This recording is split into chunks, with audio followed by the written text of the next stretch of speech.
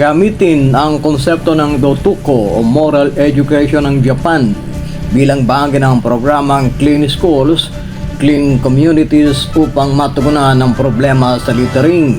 Ito naman ang rekomendasyon ni Las Piñas Lawn District Representative Mark Anthony Santos sa mga local government unit sa Metro Manila dahil hindi umano sapat ang batas, multa at enforcement upang malutas ang lumalalang problema sa basura.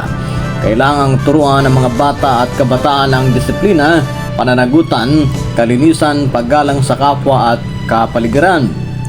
Kasunod ito ng pagkilala ni Pangulong Ferdinand R. Marcos Jr. sa problema sa basura sa Metro Manila matapos niyang inspeksyonin ang dagat ng basura sa reclaimed area ng Manila Bay malapit sa Baclaran Char sa Parañaque City. Binigyan din ng Pangulo na kailangan ding tiyaking may sapat na basurahan at maayos na sistema ng pangongolekta at pagtatapon ng basura. Ani Santos, dapat magsabay ang education at enforcement kabilang ang pagtuturo ng waste segregation, recycling at environmental responsibility sa mga paaralan, katuwang ang DepEd, LGU at barangay. Makatutulong din niya ito sa kanyang panukalang garbage police sa 17 LGU ng Metro Manila upang makabuo ng kultura ang pagpapanatiling malinis ng komunidad ay responsibilidad ng lahat. Dumaranas umano ng depression sa pagbaba ng grades ang grade 9 student na si Muhammad Mael Jalani, anak ng Customs Port Chief sa Zamboanga, na namarili sa loob ng Ateneo de Zamboanga University Junior High School nitong Martes. Ayon kay Mayor Adan Olaso, bagaman honor student si Jalani, may hinahabol itong grades na bumaba.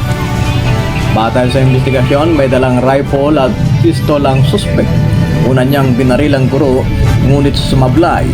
Bago napatay si Patrick Dylan Rui, grade 10, sa ika-4 na palapag. Pagkatapos ay nagbaril siya sa sarili sa ika-5 palapag. Napatid na kinuha ng bata ang baril sa sasakyan ng ama matapos ihatid ng driver. Kinumpirma ng BOC na isa sa ginamit na baril ay opisyal na inisyo sa ama.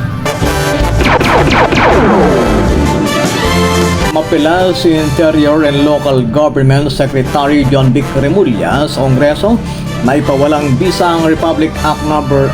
8294 o tinaguriang Robin Padilla Law at muling gawing non-bailable ang illegal possession of firearms.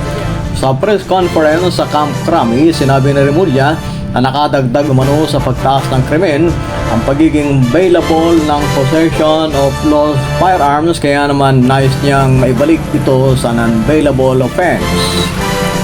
Batay sa kasalukuyang batas, maaaring makapagpiyasa ang sinumang magmamayari ng lost firearms na posibleng magamit sa iba't ibang krimen. Paliwanag ni Remulla, kasunod ito ng pamamaril sa Ateneo de Zamboanga University Junior High School kung saan binaril at napatay ng isang grade 9 student ang isang grade 10 student. Kalaunay nagbaril sa sarili ang suspect nitong Martes ng umaga. Ayon kay PNP Chief General Jose Melesio Nartates Jr., ginamit ng suspect ang 40 at 9mm pistols na pag-aari ng kanyang ama na isang Bureau of Customs employee. Binigyan din ni Remulla ang pangailangang papanagutin ang mga gun owner na hindi maayos na nag-iingat ng kanilang mga baril. Nagpapatuloy pa ang investigasyon insidente habang isinasailalim sa digital forensic investigation ang gadgets nito upang matukoy ang posibleng motibo sa krimen. Bilang pangwakas na balita, patuloy na magdadala ng malalakas na pag-ulan ng habagat sa iba't ibang bahagi ng Luzon, partikular sa Metro Manila hanggang sa katapusan ng Agosto, ayon sa ulat ng Pag-asa. Ngayong Huwebes, Agosto 20, inaasahang aabot sa 50 hanggang 100 mm ang ulan sa Metro Manila, Ilocos Sur, La Union, Abra, Benguet, Tarlac, Pampanga, Bulacan, Nueva Ecija, Cavite, Batangas, Laguna, Rizal at Oriental Mindoro. Samantala, tiniyak ng Pag-asa na hindi babagsak sa kalupaan ng bansa ang bagyong Neneng. Alas 11 ng umaga kahapon, namataan si Neneng sa layong 530 kilometers silangang silangan ng Itbayat, Batanes. Kumikilos ito pahilagang kanluran sa bilis na 30 kilometro kada oras. Taglay ang lakas ng hangin na 55 kilometro per ora at pagbugso hanggang 70 kph.